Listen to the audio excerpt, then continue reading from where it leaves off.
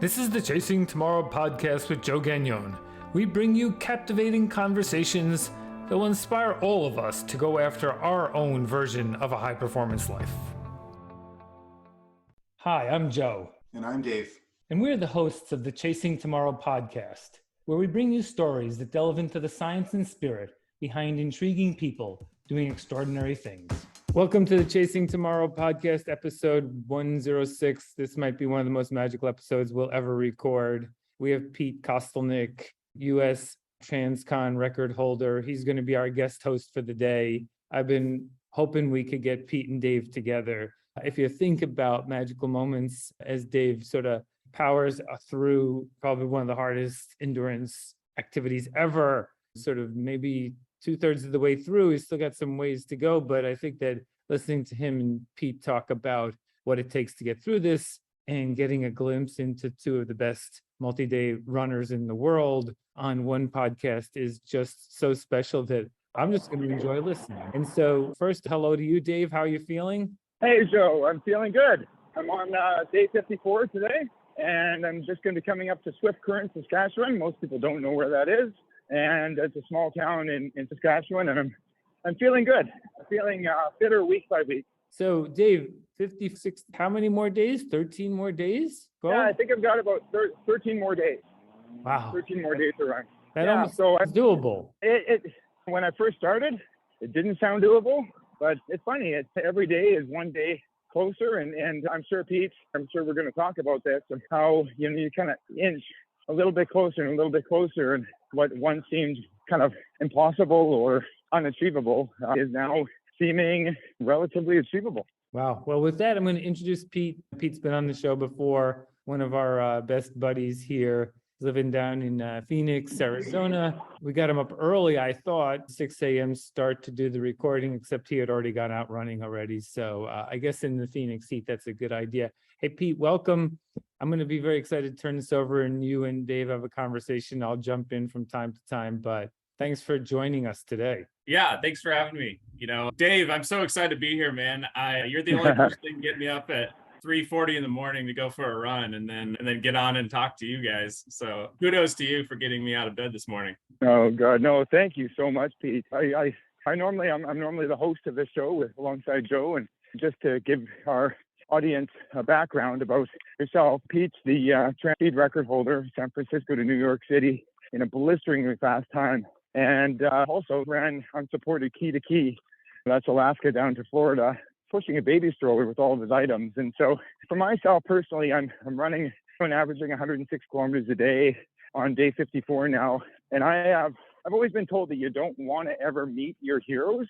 Well, I'm talking to my hero right now, and it's gonna lift me up for the next 13 days. So thanks a lot, Pete, for talking to me here today. Well, thanks, Dave. You're too kind, man.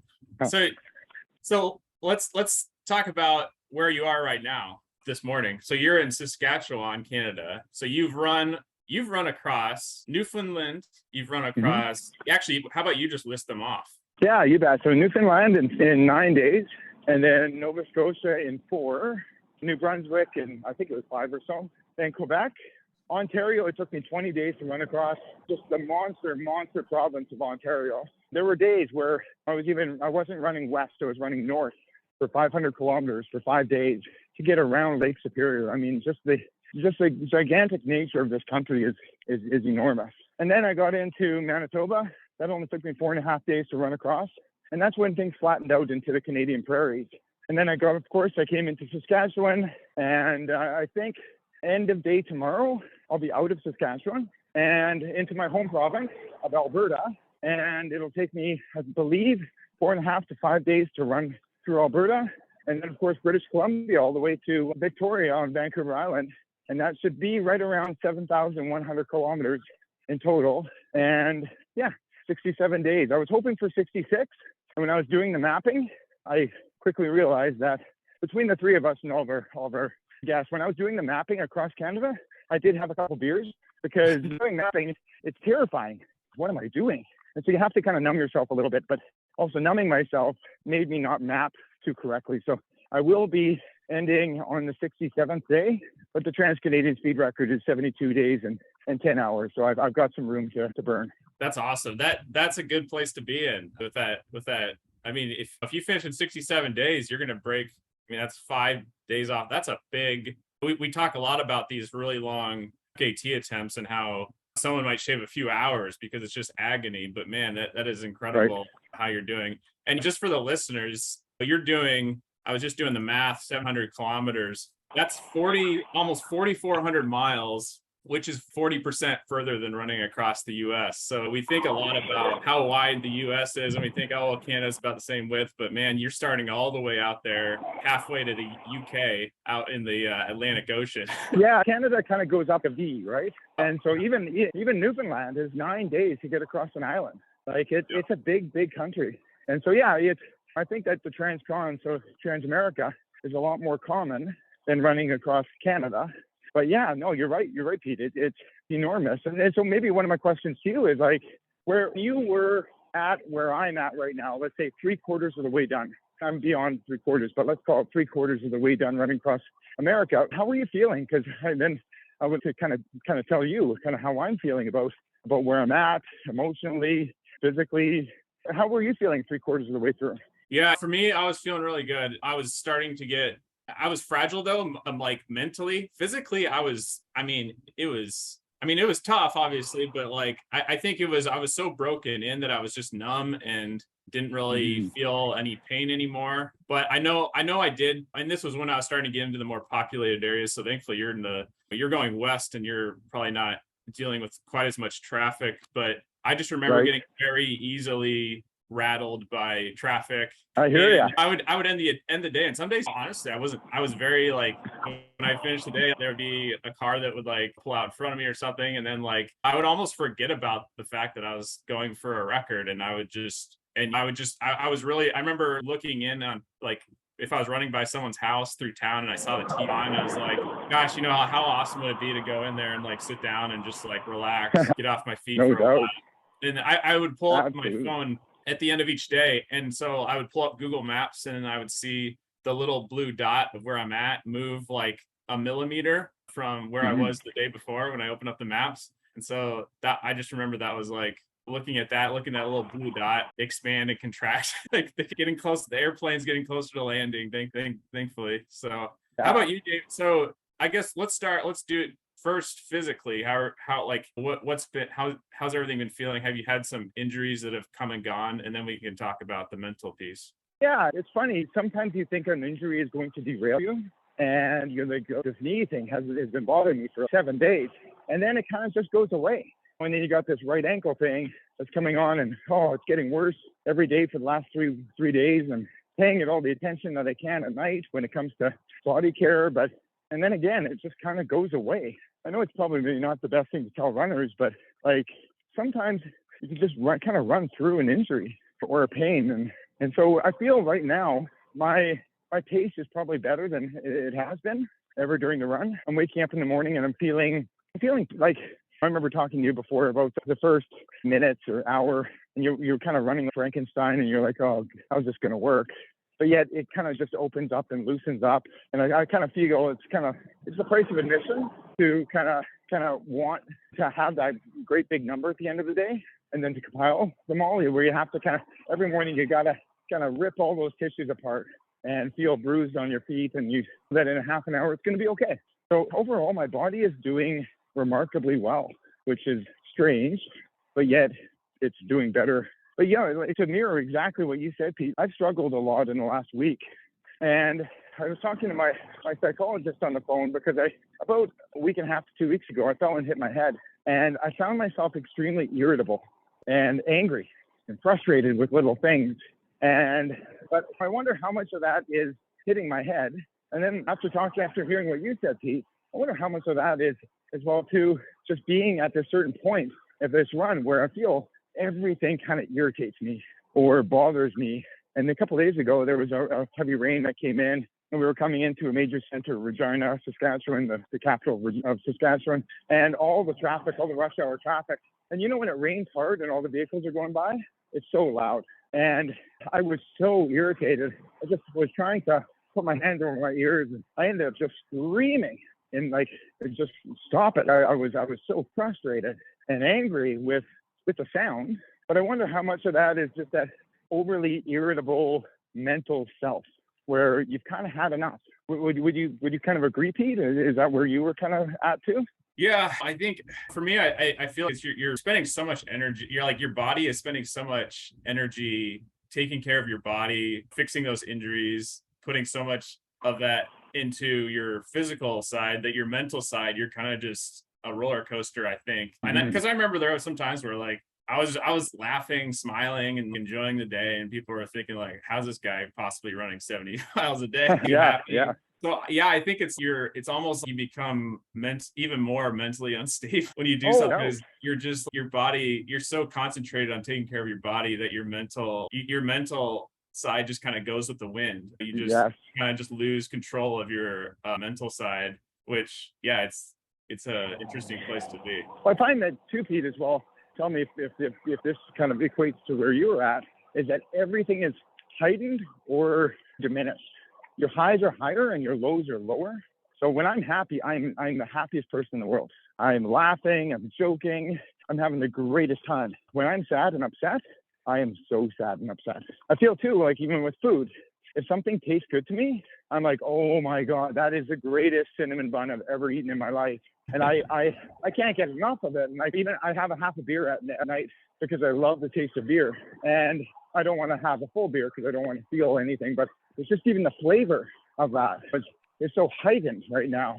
But if I tasted something I didn't like, I would just spit it out. I'm like, nope, I do not want that. Even things like, well, Joe, maybe this is going a little bit beyond what the podcast, but even a sex drive, right? Where it's like, it's so heightened and other things are completely dead, right? So you have these incredible swings. And I don't know, I think that's normal. Did you kind of feel that same thing when you run across America? Oh yeah, absolutely. Yeah. Every day. Yeah, it was like, and I'd be interested to get your thoughts on what your cruise outlook has been as well. But for me, I was lucky because I had a couple crew guys that were former military, and they weren't gonna put up with my, we'll call it bullshit. So I think that was really helpful for me personally to have them they were there the whole way. They just kind of seeing them in action and seeing them how detailed they were with everything, it made me kind of just be like, all right, I need to shape up a little bit. So that kind of was a good guardrail for me. And then just emotionally, I had Cinder, who I call her my running mom, who was at the RV, and she cooked and drove the RV and did massages. So like that was another really big end of day, beginning of day calming mechanism for me. Oh yeah, something very familiar, right? Yeah. I would jump in on one other point here. One thing, it depends on what you do in your life, but if you're very unique and do something that others don't do, it's hard to have others relate to how you feel. That's why the two of you talk for a long time. There's some roles that no one would understand if you explain. I think there might be some level of frustration that comes from that too, because a lot of what we have to do in life is to talk to each other and tell each other how we feel, but other people don't understand. And then they would give you well, then why don't you just stop kind of, which doesn't get back to understanding. And so do you guys think that sometimes because what you're doing is truly, I mean, like there's other stuff where we say it's unique, but there's a lot of people who do it, but multi-day running to try and break a record across a continent is very infrequent. I mean, there are years, no one's even, Pete, when did you break the record? What year was that? 2016. So that's 6 years that no one's done that. And Dave, when was the record set for going across Canada? Yeah, 1991. 91. So that's 30 years ago. So no one even attempts these activities because of the level. Do you think that adds to the difficulty because a lot of people don't understand? Yeah, I think so. Like I personally believe that even Pete didn't quite know to begin with. Like he kind of learned. Don't tell me if I'm wrong, Pete, but you kind of learned along the way. Within the first week, you're like, oh, okay, this is what this is. Because there's very, very few people that can speak about what you're doing specifically, and have a sense of knowing. I find that most people I talk to in my life, and including even sometimes my crew who are here and witnessing this, they'll have certain comments where like, okay, I don't know if you really know what's going on because it's such a unique place to be where everything's so all encompassing. But yet, on the other hand, I don't know about you, Pete, but yeah, I find myself trying to not get frustrated with the average person or family members or friends or loved ones who just don't seem to get it, because how could they get it? How could they understand? I think the only person that can understand right now is me, you, Pete, and probably Michael Wardian. Yeah, absolutely.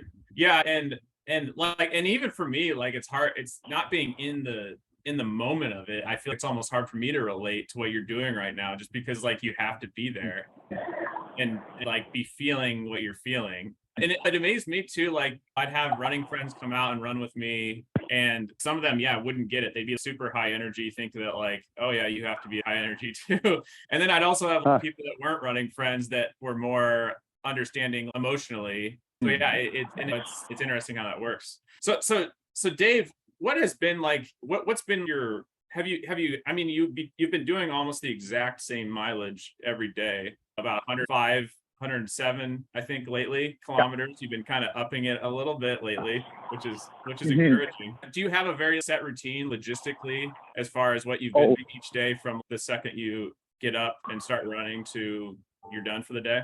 Absolutely. I think that my routine, and probably a lot the same with you, Pete, is 99% exactly the same every day. And so I've got a very, very disciplined routine where I move it and bend it around a little bit, depending on what's working and what's not working. And so I have crew members that we've flown out over 7 different sections of the country. And what they do is they buy into this whole, okay, Dave is a toddler.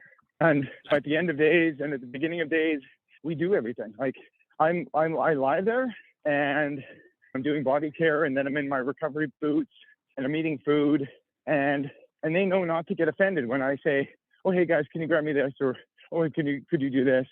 And they're there to kind of look after all of those things that I really don't want to do. Like, I don't want to come in and it's something as simple as plugging in all my devices.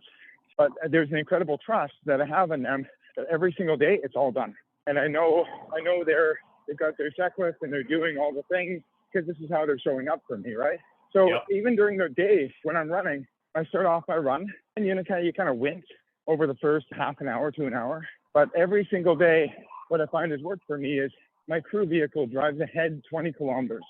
So that takes about 2 hours and 10 minutes to run. And then I come pulling up on the crew and they open the back and I get 2 new water bottles and I get new food, maybe some sunscreen, maybe some bug spray, whatever, maybe some mouthwash, whatever I need. And then I get out of there as quick as I can. 2 minutes, sometimes it's 10 minutes, depending on what I need. And then I'm out running on the road again. I'm eating from my vest of all the food I have. And so then I do another 20.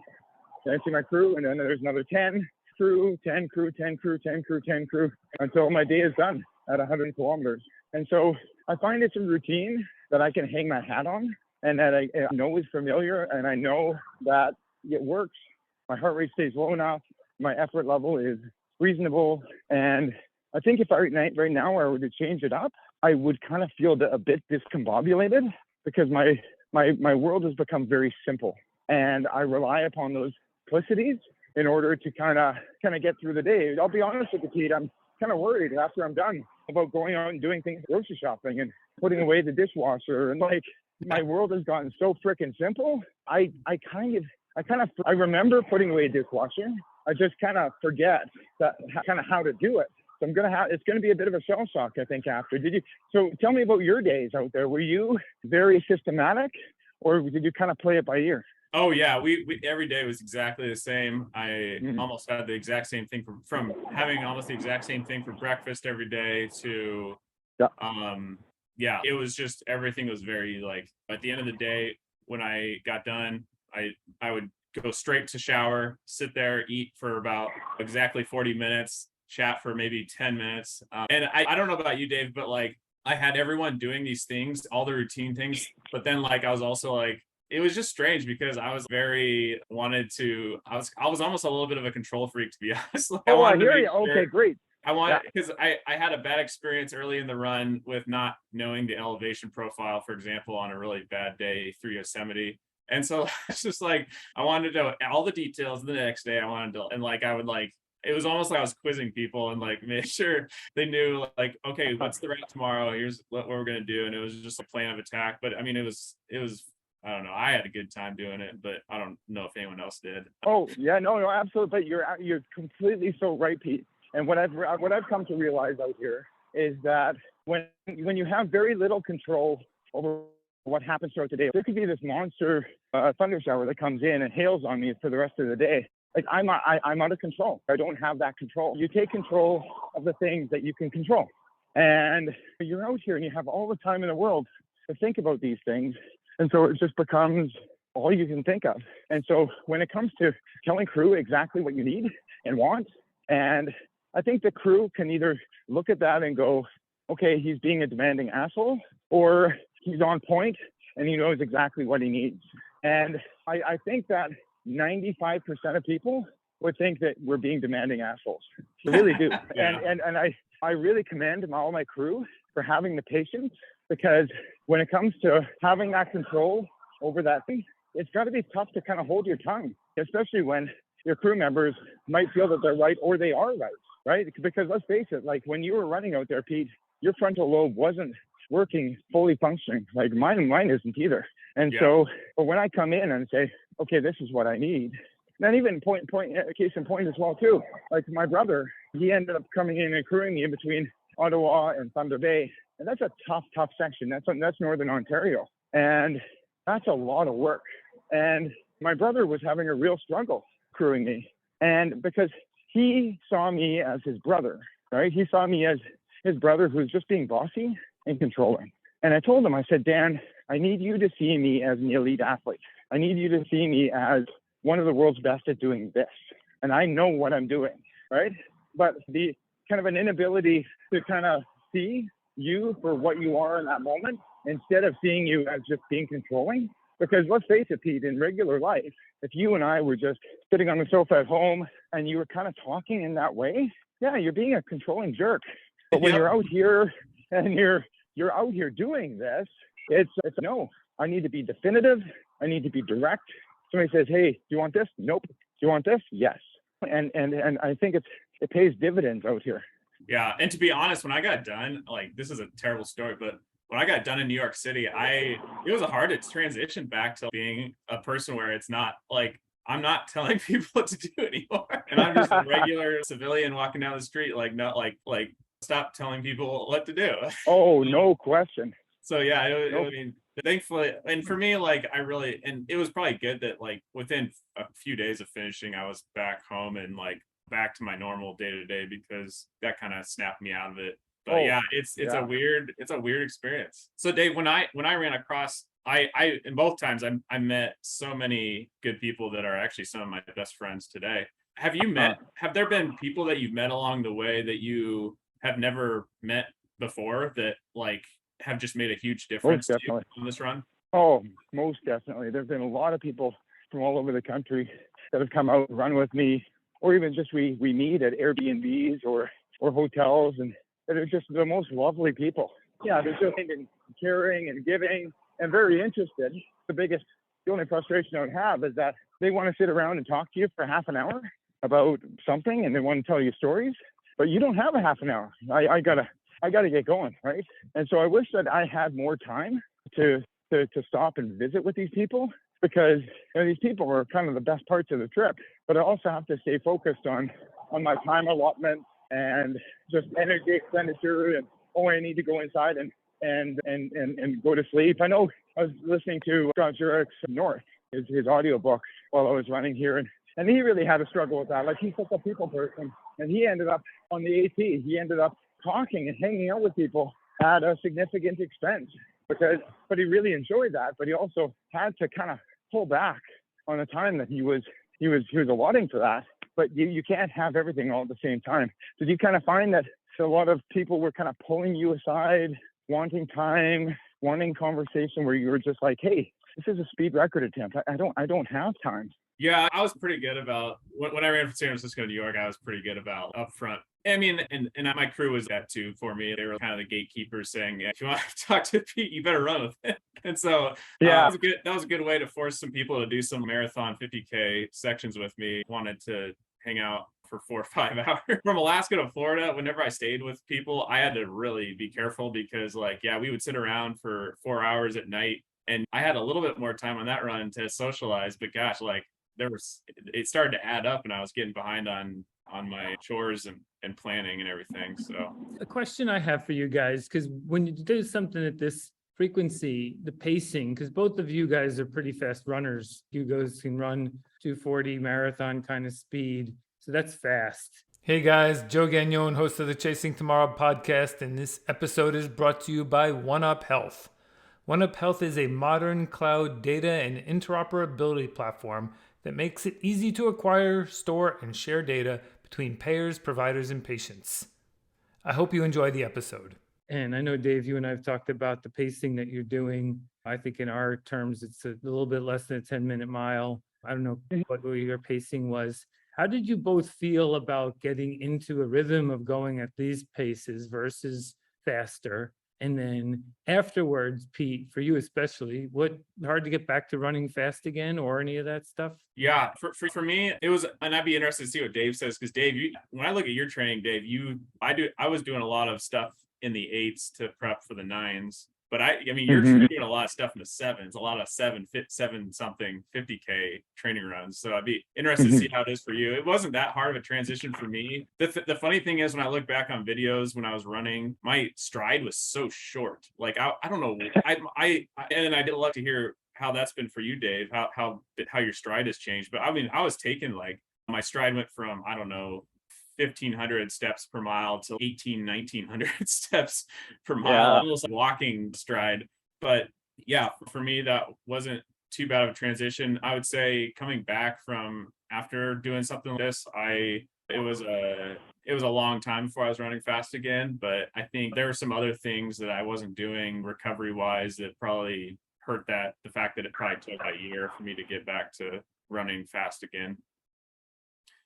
Yeah, absolutely. I've noticed even in videos that I'm seeing, my stride is very, very short, just like yours. And I think before in my training, I was taking 105 strides a minute. Now I'm taking 586. It's definitely shortened up. I'm taking, I forget what the stride length was, but it was so short. But it feels that that's what's right, kind of organically kind of fall into a stride pattern and a foot strike. I think that works for you. That becomes very primitive. And so, yeah, I know I was training a bit faster to run slower. But even in this year, in 2022 versus my run in 2018, I was running even faster back then. And I think one of the benefits that I had in my training going into 2022 was pulling it back even a slight bit further, because running for now on day 50, when they say it's not a sprint, it's a marathon. Well, what the hell do you call this then, right? It takes so much patience, right? And I think that I don't know if you could run slow enough in training. And what's really kind of cool too is I've got all these crew members that are coming out, and I know one of my crew members, Joel, right now, who's running right behind me. He typically runs faster than this, and by me kind of forcing him to slow down, he's able to get out more kilometers a day. And he's like, hey, this actually feels really quite good. So the slowing down your pace, it's really tough to do when training with your ego and Strava and all those things. But I don't know, I really feel it pays dividends. And right now, on my pace, I'm looking at my watch, and I'm averaging right now a 6 minutes, 6:01 per kilometer pace. So I think that's a 9:30 or so mile, and it feels very, very comfortable. It feels there are certain days that I'm averaging 30 seconds slower or 10 seconds faster. But you kind of, Pete, I don't know how you feel, but you kind of take what you get that day. And if you're waking up and you feel okay because you got a good night's sleep, you kind of just take what you get. If you don't, then did you feel that some days were a little bit spicier than others? Yeah, for me, I'm a terrible sleeper, actually, which isn't very conducive for this type of running. But there were some nights where I might only get like an hour or two of sleep, and yeah, it definitely drug on me. But it was funny because sometimes you just feel you're dragging so much, you're mixing in more walking, and then like you look back on the day and you're like, wow, that only took an extra half hour. So like, yeah, it's just like, and you said the patience part, just being patient, not getting overwhelmed. And because I think if you get overwhelmed mentally, then yeah, that's where you start taking those longer breaks. You start feeling low energy and things like that. Yeah, so maybe, Pete, maybe a question I have for you too is was there ever any one time that you felt overwhelmed, either emotionally or mentally or physically? And kind of what were some of the tactics that you used to kind of get over it? Was it taking a break? Was it kind of reframing everything in your mind? Was it having a conversation with a close friend who could walk you through something? What were some of the examples of the low points? And then how did you kind of break through it? Gosh, I didn't have too many low points, to be honest. I think maybe the two lowest were like when I actually took a 0 day, which really hurt the daily average. It was only day 7. I don't know. Like, I think you just have to know how much you put into this. And you're just like, well, if I got to take a day off, I'm just going to make the most of it, gonna relax, rest, get all get everything lined back up. I mean, for me, when I was in Pennsylvania towards the end, it was very hilly, very windy, very scary roads running on. And I think that was starting to shatter me mentally. But I think at that point, you just have to be on it, like just let it all out with your crew. They're there to support you physically, but also mentally. And so like, I was just very like, every time I saw my crew every few miles, I'd just be like, this effing sucks. Just like let it out, like don't keep it in. Or like if you're having, like, I just remember for me, like I would think on like the people, and I have another question for you kind of related to this, but I would think of the people I'm about to see. And like, I mean, there were some pretty emotional times out on the road, and I would save those for when I was away from the crew, when I was about with it beyond sight. But yeah, just let it out. That's the best way to cope with it. So Dave, you're from near Calgary. Are you running? I'm curious, coming up, getting closer, are you going to run through Calgary here soon? I'm going to run right through the center of Calgary. The Transcon highway is really called in Calgary Highway 16. And it runs probably about, 3 miles north of all the skyscrapers in Calgary. So it's a very familiar city. I grew up just south of Calgary. Basically, Calgary is my hometown. And I've got all my friends, my colleagues. I think a lot of people are going to show up. It's now, granted, it's going to be 5 o'clock in the morning as I come running through. So who knows? People are going to show up, but 5 o'clock in the morning is 5 o'clock in the morning. But coming into it, there's kind of a bit of a really emotional moment, or a whole week of a lot of things that will be happening here very soon. My biggest thing is tomorrow, my girlfriend is going to come back she's driving out to Medicine Hat. And I've been desperately missing her. And it's going to be so amazing to reconnect with her, because she's going to kind of take over for Joel and Mike, because they're going to jump off 3 days after that. A couple days after that, the following day, is my best friend, John Hubbard, is going to come out with his wife, and he's going to run a large portion of the next 2 days. And so I get to see kind of my old familiar friend, and we get to talk about all of the intimacies that sometimes you have a hard time talking to other people about. The next night is I haven't. Oh God, yeah. So I don't want to get too emotional on the podcast. But That's awesome. I haven't seen my children. I've been talking to them every day, and they're growing freaking weeds, and I haven't seen them in over 2 months. Gosh, and I can't wait to hold them. Yep. And that's the biggest thing on my mind right now is just they're going to meet me at the hotel. I'm going to start an hour earlier, maybe even more, because I want to have a pizza party with them, and I want to hold them, and I want to cuddle with them, and I want to kiss them, and I want to ask them about their summer so far and life. And I just want to look into their eyes, and they mean so much to me. And this is probably my biggest struggle out here. And then further from that, running into Calgary and running through a familiar territory. It's almost this big, right, where you're like, okay, I know I've had a lot of doubters, and I know when people have said, Dave can't do it. Well, I'm going to break the Trans-Canadian speed record now, and there's no question in my mind by 5 days. And this is kind of the last big city as I run through there all the way to Victoria. And I'm going to see a lot of familiar faces, a lot of colleagues, a lot of friends and family, and what a beautiful moment. So I think you're right, Pete. There's a very emotional period coming up, but then I've got to hunker down again, because I've still got many, many, many days, well over a week, to get to Victoria. Yeah.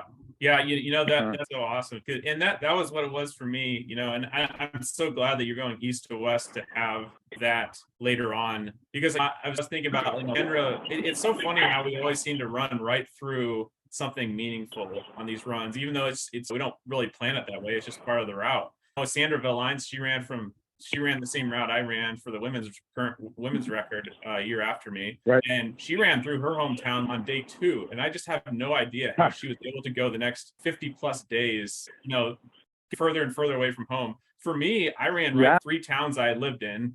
I literally had lunch at my house in Lincoln, Nebraska. And that was the last time I ever was at that house. The for sale sign went away that same day. And so, yeah, you're just gonna, I mean, it was such a boost, because I was 2/3 of the way through my run was when I ran through where I grew up, a few towns. And yeah, I'm just so excited for you, because it's going to be such a boost to you to get through that last part. So yeah, I mean, you're going to have to hunker down afterwards, but it's gonna carry you the rest of the way.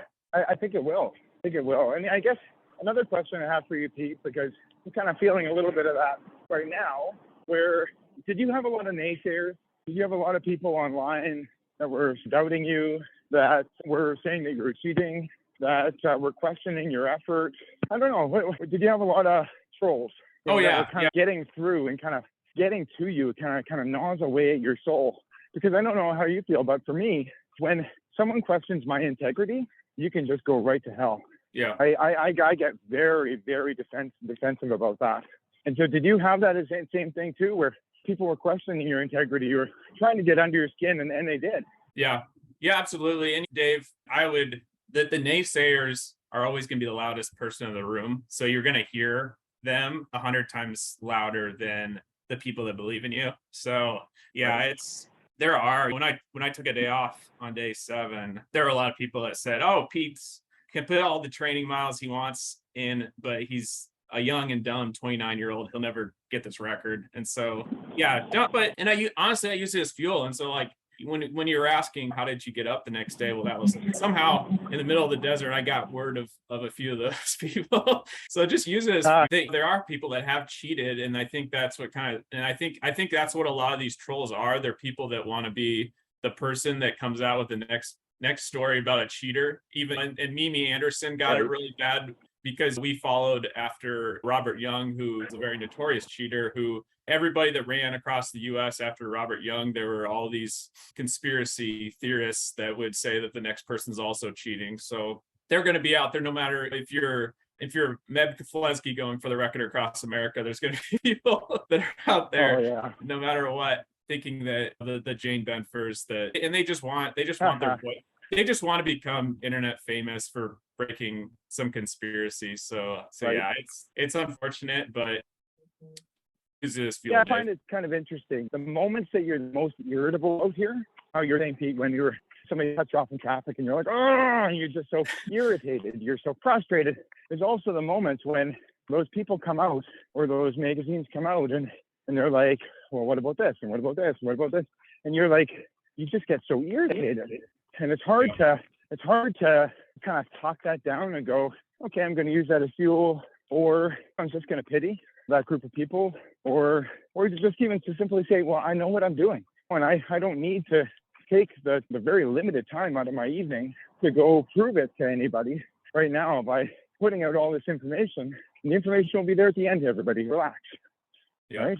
Yeah, I think, Dave, and I think that there's nothing that, unfortunately for us, the way our system works, we do allow some of these externalities to bother us, right? Because we feel that there should be some kind of harmony in the universe, and often there isn't the harmony that we would like. And you always told me early on about the Stoics worry about what you can control, not what you can't control. And the matter is that what you're doing, it sort of doesn't matter what anyone else thinks. And the community of people who support and believe in what you're doing is one of the most extraordinary physical feats of all time. And we can say that these others are weak and insecure kinds of people, which is why they attack, because they feel so bad about themselves. This is the only way they can get power, is by trying to attack people.